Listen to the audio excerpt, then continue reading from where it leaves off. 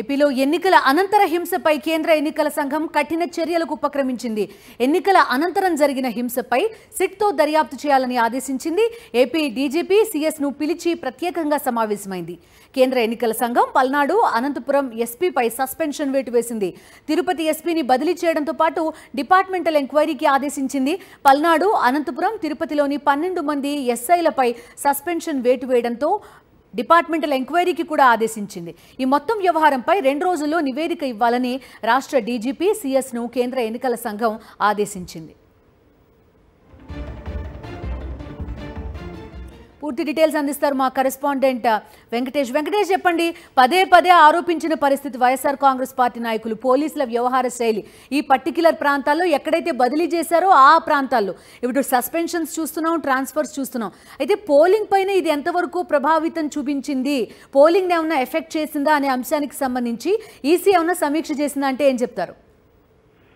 ఏపీలో ఎన్నికల అనంతర హింసపై ఈసీ స్పందించింది. చాలా సీరియస్ గా ఈ అంశాన్ని తీసుకుంది. ఈరోజు ప్రధాన కార్యదర్శి జవహర్ రెడ్డి అలాగే డీజీపీ అనిల్ గుప్తా ఇద్దరిని కూడా పిలిపించి వారితో వివరాలు తీసుకుంది. సుమారు గంట పాటు వీరిద్దరితో ఎన్నికల కమిషన్లో సమావేశమయ్యారు. ఎక్కడెక్కడ ల్యాప్సెస్ జరిగాయి దీనికి సంబంధించినటువంటి సవివరమైనటువంటి వివరాలు తీసుకున్నారు. అనంతరం ఒక 2-3 గంటల్లోనే ఈసీ యాక్షన్ ప్లాన్ ప్రారంభించింది.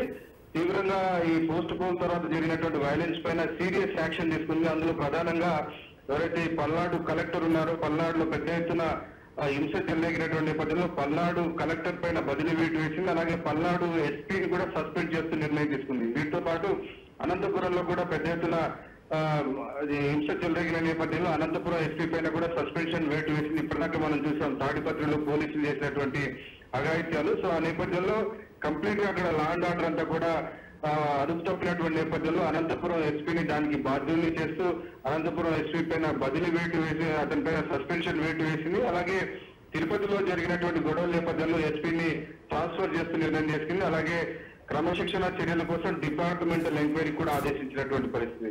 వీటితో పాటు పల్నాడు, అనంతపురం, తిరుపతిలో ఉన్నటువంటి సబార్డినేట్ పోలీస్ ఆఫీసర్స్ పైన సుమారు 12 మంది పైన సస్పెన్షన్ వేటు వేస్తూ కేంద్ర ఎన్నికల సంఘం నిర్ణయం తీసుకుంది. వారందరిపైన కూడా క్రమశిక్షణ చర్యలు తీసుకోవాలని కూడా ఆదేశాలు ఇచ్చినటువంటి పరిస్థితి.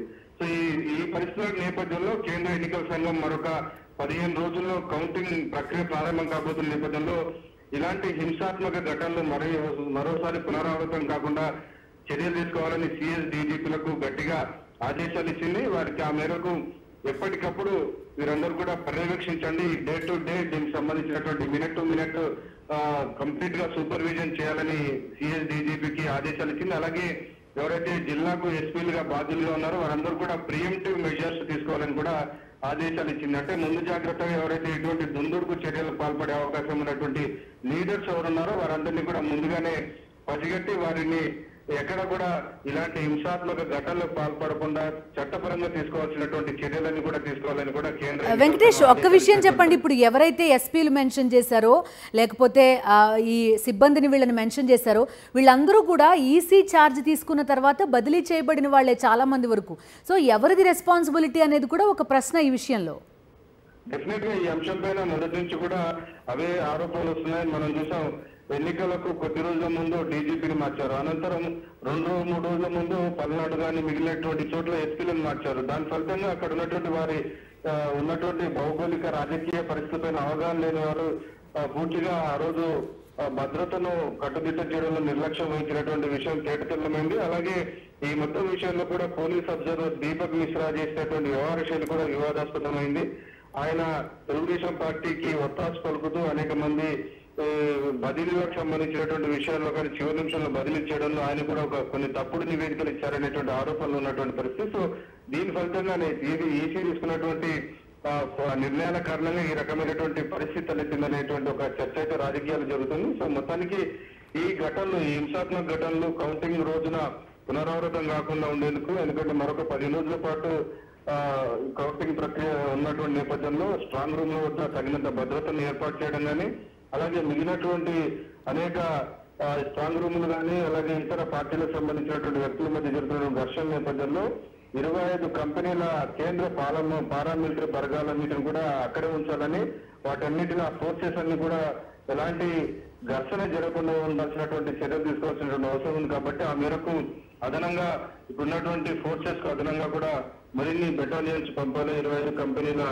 సిఏపిఎఫ్ సెంట్రల్ ఆర్మడ్ ఫోర్సెస్ సంబంధించినటువంటి బెటాలియన్ పంపాలని కూడా కేంద్ర ప్రభుత్వం కేంద్ర ఎన్నికల సంఘం నిర్ణయం తీసుకుంది. ఆ మేరకు కేంద్ర హోంశాఖ కూడా ఆదేశాలు జారీ చేసింది. డెఫినెట్ గా కౌంటింగ్ రోజున గానీ కౌంటింగ్ ముందు గానీ ఇలాంటి పరిస్థితి ఉత్పన్నమైతే ఊరుకునేటువంటి ప్రసక్తి లేదని క్లియర్ గా చెప్పింది. ఆ మేరకు ఫోర్సెస్ ను అడిషనల్ గా పంపుతుంది. ఆ మేరకు ఎప్పటికప్పుడు day to day up to date తీసుకునే విధంగా సిఎస్ డీజీపీ కూడా అప్రమత్తంగా ఉండాలని ఆదేశాలు ఇచ్చింది. ఓకే వెంకటేష్.